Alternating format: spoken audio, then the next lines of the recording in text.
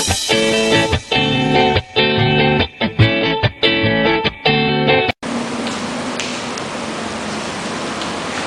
sebagai ibadah? Apa itu? Korang tahu ke apa itu kerja sebagai ibadah? Jadi hari ini saksikanlah kami dalam apa itu maksud kerja, apa itu tujuan bekerja, apa itu syarat-syarat bekerja sebagai ibadah, kesan baik kerja sebagai ibadah. Akhir sekali, Jom kita saksikan video ini. stay tune.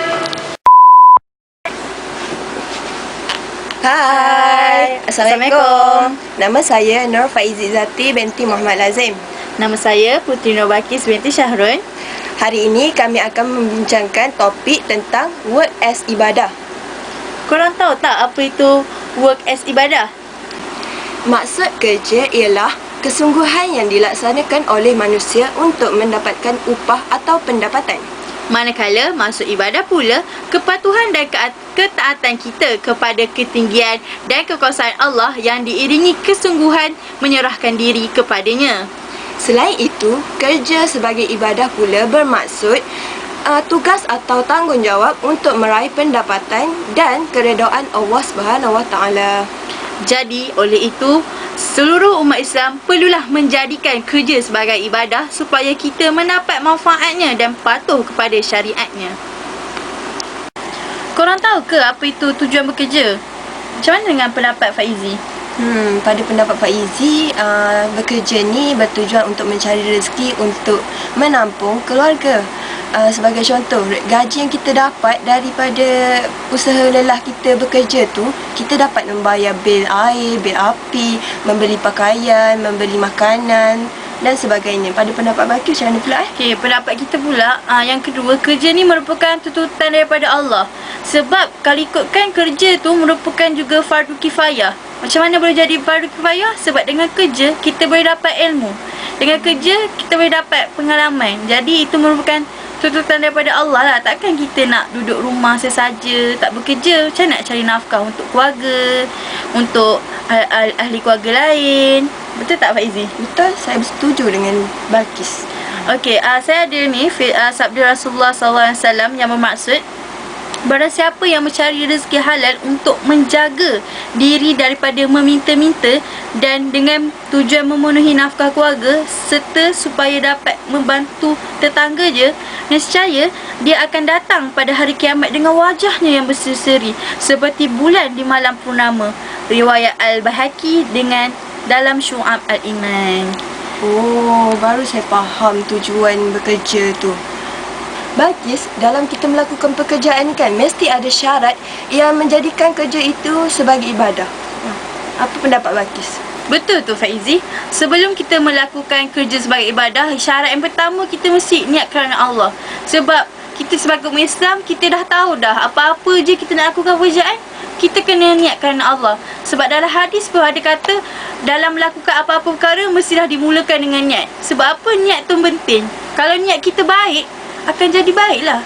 Kalau niat kata kita akan jadi jahat, InsyaAllah niat kita akan menuju kepada jahat juga. Jadi untuk elakkan benda ni, kita kena dari hati ikhlas, kita niat kerana Allah. Jangan niat untuk perkara yang tidak elok. Okey, yang keduanya, mestilah amalan yang dibuat dan pelaksananya tidak melanggar hukum syarak. Sebab apa? Dalam Islam kita ada halal dan haram. Kita tahu apa itu kerja halal, apa itu kerja haram. Jadi Islam suruh kita patuh kepada kerja halal. Macam mana susah pun kita nak bekerja, kita kena carilah kerja halal. Sebab apa? Halal itulah kita nak bagi makan kat orang kan. Kalau contohlah, kalau kita bekerja haram, okey, orang tak tahu kita bekerja haram, tapi daripada duit tu kita tak tahu haramnya sampai ke mana. Adakah boleh sampai di dunia atau di akhirat atau selama-lamanya. Okey, macam mana pula untuk syarat bagi pendapat Faizi? Pada pendapat Faizi, syarat kerja yang diterima sebagai ibadah ni, first kali kita jangan cuai, jangan terleka dengan kerja tu. So bila ada time untuk kita beribadah, untuk kita solat, kita pergi solat, okey. Lepas tu yang kedua adalah kita kena tekun dalam melakukan pekerjaan. Bila kita tekun, bukan Allah je suka, bos kita suka, pekerja kita suka, rakan-rakan kita suka, dan sebagainya. Jadi kita dapat tahu lah sebenarnya syarat nak jadi sebagai ibadah ni kita kena patuh kepada syariat. Betul tak Faizi? Betul.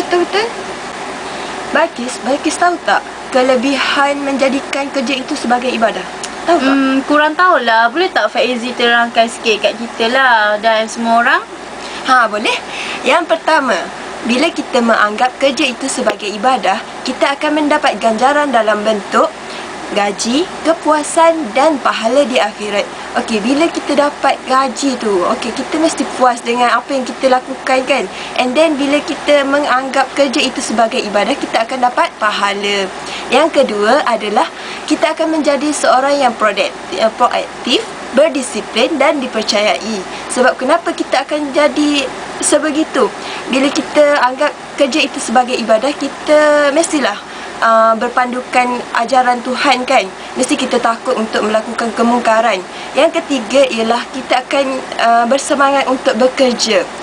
Bila kita melakukan pekerjaan itu dengan bersungguh-sungguh dan bos pun puji, of course kita akan, wah bestnya, aku akan lakukan dengan bersungguh-sungguh lagi.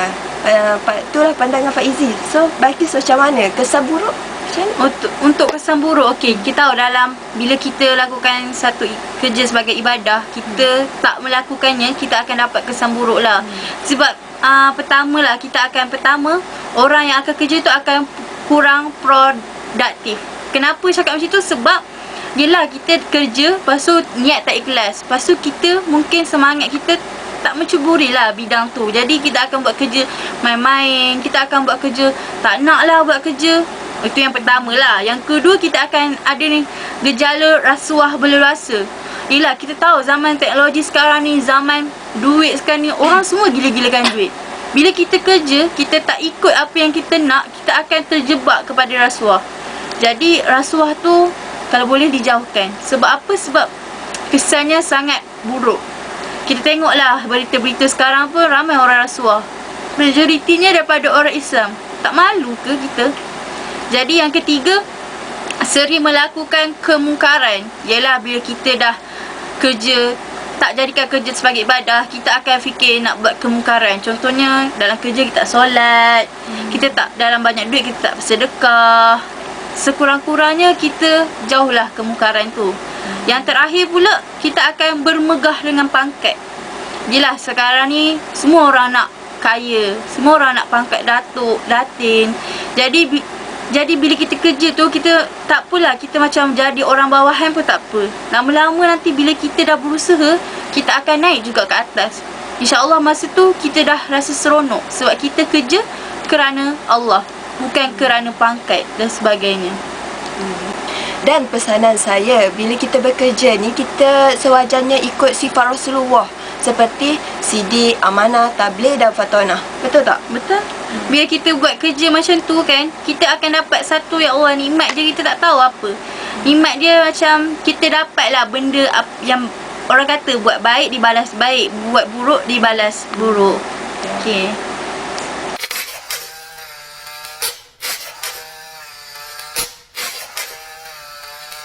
Assalamualaikum warahmatullahi wabarakatuh. Pada hari ini kita akan membincangkan satu topik yang bertajuk bekerja sebagai satu ibadah. Pada pendapat saya sebagai umat Islam, kita sewajarnya menjadikan setiap perkara yang kita lakukan sebagai satu ibadah. Ibadah kepada Allah. Sebenarnya pada hakikatnya banyak faedah ataupun manfaat apabila kita melakukan sesuatu kerja itu sebagai satu ibadah. Kita akan mendapat keredaan daripada Allah Subhanahu Wa Taala dan juga mendapat pahala. Pada hakikatnya keredaan itu boleh dikatakan reda dari segi penggunaan masa, reda dari segi pahala dan juga dari segi umur kita. Kita dalam keberkatan daripada Allah Subhanahu Wa Taala.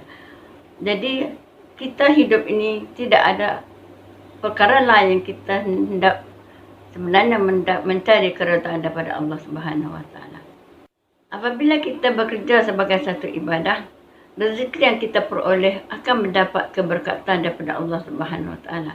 Rezeki yang berkat itu akan membahagiakan kehidupan kita, sama ada diri sendiri ataupun keluarga, dan juga anak-anak akan mendapat anak-anak yang berkat, yang soleh. Bila kita menganggap bekerja sebagai satu ibadat, kita mesti ikhlaskan diri. Kita seharusnya ikhlaskan diri kepada bekerja itu untuk Allah, bukan untuk kepada perkara-perkara lain. Sebab kita mencari keridhaan Allah. Jadi ikhlaskan diri, ikhlas kepada segala perbuatan. Jadi apabila kita ikhlas, kita akan bekerja secara berseronok. Dan apabila berseronok, kita akan dapat satu kepuasan dalam bekerja. Persoalan yang perlu kita teliti, bagaimanakah cara untuk menjadikan bekerja itu sebagai satu ibadah? Cara utama untuk menjadikan bekerja sebagai satu ibadah ialah terletak kepada niat. Apabila kita niat itu betul, niat kerana Allah, sebenarnya untuk mencari keridhaan Allah. Jadi di sini apabila kita berniat bekerja untuk Allah, kita tidak perlu diawasi oleh sesiapa. Sebab kita sudah tahu, kita sudah maklum bahawa Allah sentiasa memandang kita. Jadi apabila kita niat kepada Allah, tidak ada perkara lain yang menjadikan kerja itu sebagai satu ibadat, akan menjadikan kerja itu lebih seronok. Cara kedua untuk menjadikan kerja sebagai satu ibadah ialah dengan mengamalkan nilai-nilai murni dalam semasa bekerja. Seperti kesungguhan bekerja, nilai kerjasama, amanat dan tanggungjawab. Perlu difahami betul-betul. Apabila seseorang pekerja itu mengetahui akan nilai-nilai murni, mereka akan mengamalkannya dalam bekerja dan di sini akan lahirkan satu kerja sebagai satu ibadat. Sesungguhnya nilai-nilai murni itu bersamaan, tidak bertentangan dengan norma-norma kehidupan bermasyarakat. Jadi di sini perlu dihayati dan diamalkan oleh setiap pekerja untuk mewujudkan satu konsep kerja sebagai satu ibadah. Cara ketiga untuk menjadikan kerja sebagai satu ibadah, meletakkan sesuatu pekerjaan itu sebagai satu kewajipan kepada kita. Okey, sebagai contohnya kita meletakkan kerja itu sebagai asas dalam kehidupan kita, seperti kita wajib untuk melakukan solat. Jadi setiap hari kita melakukan solat sebagai satu kewajipan. Dalam konteks ini, bekerja juga kita asaskan, kita jadikan sebagai satu tugas ataupun tanggungjawab yang perlu diselesaikan ataupun dilaksanakan dari semasa ke semasa. Cara yang terakhir untuk melahirkan ataupun mewujudkan kerja sebagai satu ibadah iaitu mempunyai hubungan erat ataupun hubungan rapat dengan rakan sekerja. Dalam situasi ini, kita tidak boleh bekerja secara bersendirian, tetapi kita perlu bekerja bersama-sama. Jadi kita perlu merasakan hubungan, melahirkan hubungan baik antara rakan. Ikhlas dengan rakan, bekerja sebagai satu dalam satu kumpulan dan juga akan mendatangkan keseronokan. Kerana berat sama dipikul, ringan sama dijinjing, atau ke gunung sama didaki, ke lurah sama dituruni. Jadi dalam konteks ini kita sama-sama melaksanakan tugasan dan akan melahirkan satu hasil yang boleh membanggakan. Kesan buruk apabila kita tidak menganggap bekerja satu ibadat. Yang pertama, hati atau perasaan kita tidak akan menjadi tenang.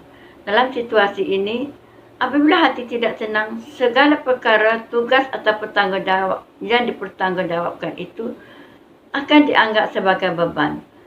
Kesan buruk yang kedua, iaitu segala hasil atau pendapatan yang kita perolehi tidak akan mendapat keberkatan daripada Allah Ta'ala. Walaupun pendapatan kita itu banyak, tetapi apabila kita tidak mendapat keberkatan, rezeki yang kita peroleh akan habis begitu sahaja. Walaupun banyak, tetapi banyak tidak mendatangkan apa-apa hasil. Tidak mencukupi, tidak mendapat manfaat daripada Allah Subhanahu Wa Ta'ala. Okey, kesan ataupun implikasi daripada pendapatan ini akan menyebabkan anak-anak kadang-kadang tidak bermoral, rumah tangga berpecah belah, hati tidak tenang, hati tidak ria, hati tidak bergembira dan seterusnya, akan melahirkan satu keretakan ataupun hubungan sosial dalam kalangan keluarga dan rumah tangga ataupun masyarakat berpecah akhirnya. Kesan buruk yang ketiga ialah hubungan antara rakan sekerja tidak harmonis. Dalam situasi ini akan timbullah atau wujudlah sikap tidak puas hati, peransaka ataupun prajurit antara rakan sekerja, dan akan menimbulkan fitnah antara rakan bekerja. Okey, masalah ini akan berlanjutan kepada organisasi tersebut, iaitu akan melemahkan organisasi, sebab seharusnya nilai-nilai murni turun-menurun perlu diterapkan dalam bekerja. Tetapi apabila tidak mempunyai hubungan yang rapat, maka sukar untuk melahirkan bekerja sesama dalam satu organisasi. Kesan keempat, apabila kita tidak menganggap bekerja sebagai satu ibadat, iaitu kita terdorong untuk melakukan perkara-perkara yang tidak diingini seperti melakukan rasuah. Rasuah dari segi masa, rasuah dari segi penggunaan wang. Kesimpulannya, bekerja sebagai satu ibadat perlu diamalkan oleh setiap insan. Pelaku majikan atau ketua jabatan seharusnya sentiasa memberi motivasi kepada pekerja mereka supaya mereka bersemangat dalam menjalankan tugas dan tanggungjawab. Kerajaan juga seharusnya menggunakan media perdana seperti media massa, radio ataupun televisyen dalam usaha untuk mempromosi kepada setiap pekerja supaya mereka bekerja sebagai satu ibadah. Marilah sama-sama kita berusaha untuk menjayakan visi kerajaan dalam usaha untuk menjadikan negara ini sebagai negara maju dan berpaksikan kepada bekerja sebagai satu ibadah.